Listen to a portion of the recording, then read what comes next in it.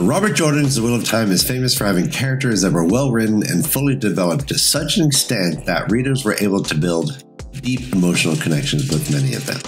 Have you ever wondered what characters we love and what characters we hate say about ourselves? The preeminent psychologist Carl Jung developed theories addressing this very question, theories that are not only super interesting, but may actually give us deep insights into ourselves. I'm Ryan from WoT You Feeling, a monthly mental health live show that analyzes our world and the world of Robert Jordan's The Wheel of Time through the lens of empathy and mental health.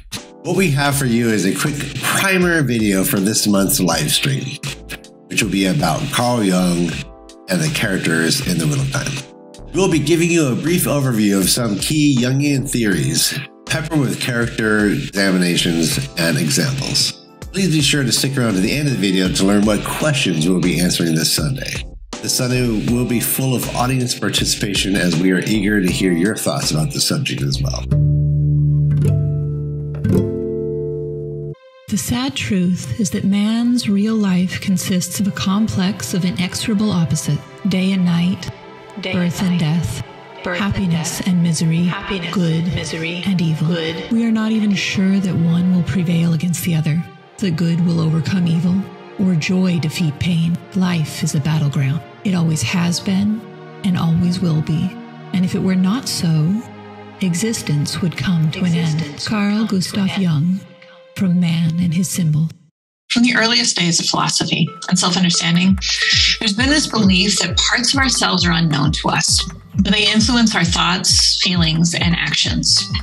Carl Jung, a psychiatrist in the late 19th, early 20th century, referred to this unknown realm as the shadow self.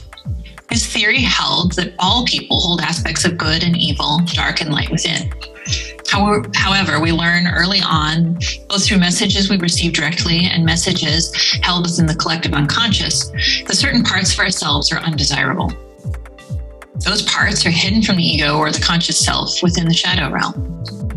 An example of this could be Perrin and his rejection of his capacity for violence and his fear of the wolf within. Jung contended that our attempts to reject the shadow self and amplify the desirable parts of our ego can be damaging. This imbalance would lead to the shadow self coming out in ways that are outside of our control, such as in dreams or in emotional outbursts. One of the ways that we attempt to protect ourselves is by unconsciously projecting portions of our shadow self onto others. Projection occurs when we attribute an aspect of our own personality, which resides in our unconscious, onto another person or group. These can be positive as well as negative aspects. Jung would say that both positive and negative projection should be explored because they both give us clues to parts of ourselves that are hidden and thus outside of our own control. So if they're hidden, how do we know it's actually a projection? We watch for emotional cues, usually strong reactions to people and their behaviors. Perhaps say you're the daughter heir of Antwerp, and you've been brought up to believe that chastity is a value. But there's a hidden part of yourself who wants to throw chastity out the window and get down and dirty with this hot redhead you've been seeing. Well, you might find yourself having surprisingly strong feelings of rage and disgust whenever you think of the first of my aunt. You try to rationalize your feelings away by pointing to her plunging neckline or the way that she sways when she walks. But all of these attempts to rationalize still don't quite explain how vehement and persistent your reaction is. This would be an example of projection. Believed in the power of storytelling. For stories give us a way to explore projections and the hidden parts of ourselves from a safe distance. By tapping into the emotional responses we have to various characters, we can get a glimpse into our own shadow selves. It can be fun to think about our reactions to characters as a form of projective test. Is there a character in the Wheel of Time that you love?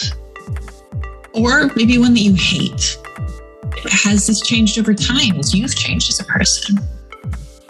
If we remain unaware of our projections, we might say something as simple as, Brigitte is the best, or Gawain is just awful. But if we take these stories as an invitation to explore ourselves, we can ask some interesting questions.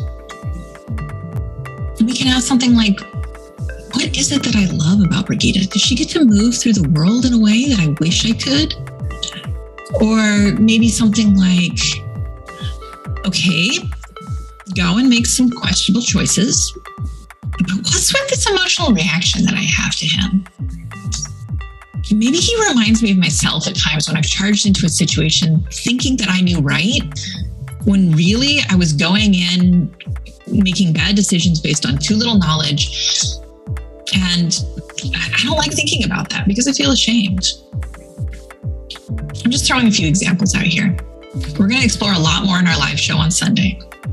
We can pull these examples not only because Jordan was an excellent writer, but because he was working from a long history of archetypes that Jung explored in depth. Christine, will you please tell us more about these archetypes? Thanks, Miki.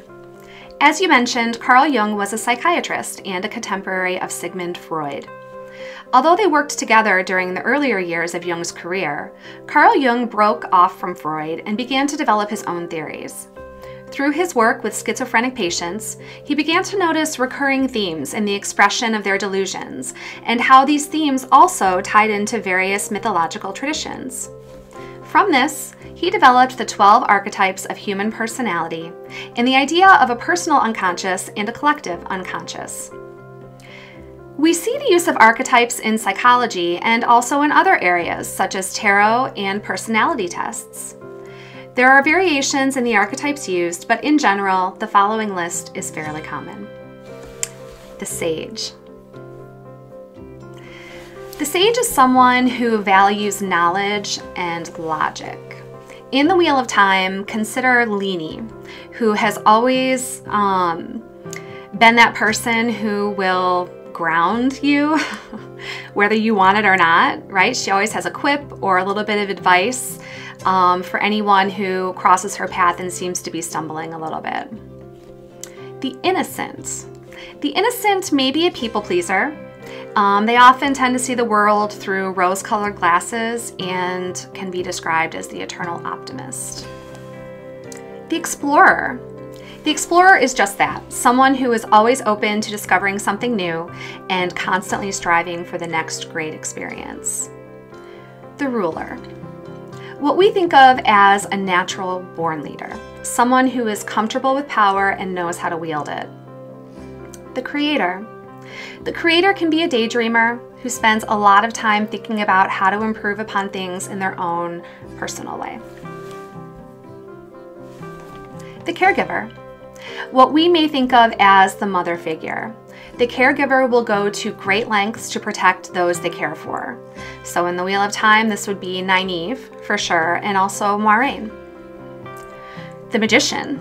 The magician is somewhat like the creator in that they both strive to transform. However, the magician often uses transformation for the benefit of others rather than for themselves.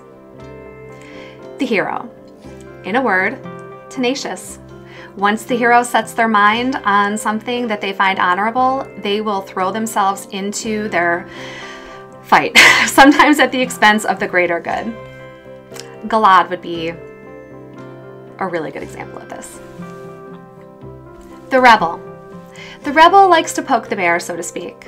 They care little for the opinions of others and prefer to follow their own path. They don't like being told what to do. The lover.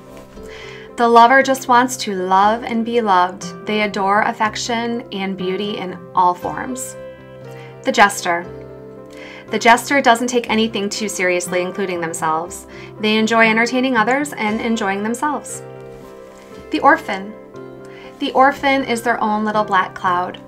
They are often the victim and want to make sure that you see their wounds and care for them. So in a nutshell, these are Jung's 12 archetypes. Thank you for watching to the end of the video. Did these concepts spark any thoughts for you? Let us know in the comment section below. And please subscribe to this channel and hit the notification bell as well so you don't miss out on any WoT You Feeling live streams.